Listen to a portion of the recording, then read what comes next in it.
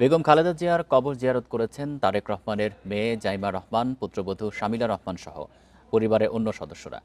এ সময় তারা অংশ নেন মোনাজাতে। পরিবারের সদস্য ছাড়াও বেগম জিয়াকে শ্রদ্ধা জানাতে আজ সারা দেশ থেকে জিয়া উদ্যানে আসেন অসংখ্য নেতাকর্মী। দোয়া ও শ্রদ্ধা জানান সর্বস্তরের মানুষ।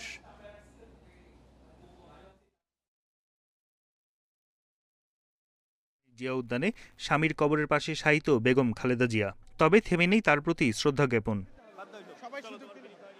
শুক্রবার সকালে বেগম জিয়ার কবর জিয়ারত করতে আসেন পরিবারের সদস্যরা। ছিলেন ছোট ছেলে কোকো রহমানের স্ত্রী সৈয়দা শামিলা রহমান, নাতি জাইমা রহমান সহ পরিবারের অন্যান্য সদস্যরা।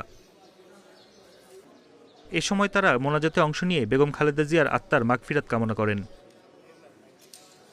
খালেদা জিয়ার প্রতি শ্রদ্ধা জানাতে ঘন কুয়াশা আর শীত উপেক্ষা করে সকাল থেকে জিয়া উদ্যানে আসেন বিভিন্ন শ্রেণী পেশার মানুষ।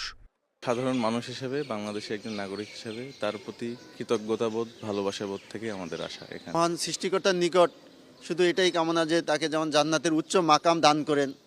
নামাজ পড়ে টঙ্গী গাজীপুর থেকে এখানে আসছি আমাদের দেশমাতার কবর জিয়ারত করতে, আল্লাহর কাছে দোয়া প্রার্থনা করতে। বেগম জিয়ার কবর জিয়ারত করেন বিএনপির বিভিন্ন পর্যায়ের নেতারা। জানান, খালেদা জিয়ার আদর্শ ধারণ করেই আগামীর বাংলাদেশ নির্মিত হবে। অন্যান্য দলের নেতারা বলেন, জুলাই চেতনা বাস্তবায়নে সবাইকে ঐক্যবদ্ধ থাকতে হবে।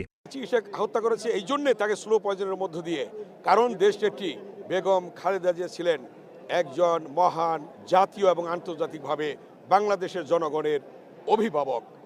বেগম খালেদা জিয়া বাংলাদেশের মানুষকে, এই দেশকে ছেড়ে কখনো দেশের বাইরে যায় নাই। উনি আদর্শ দিয়ে গেছেন দেশপ্রেম।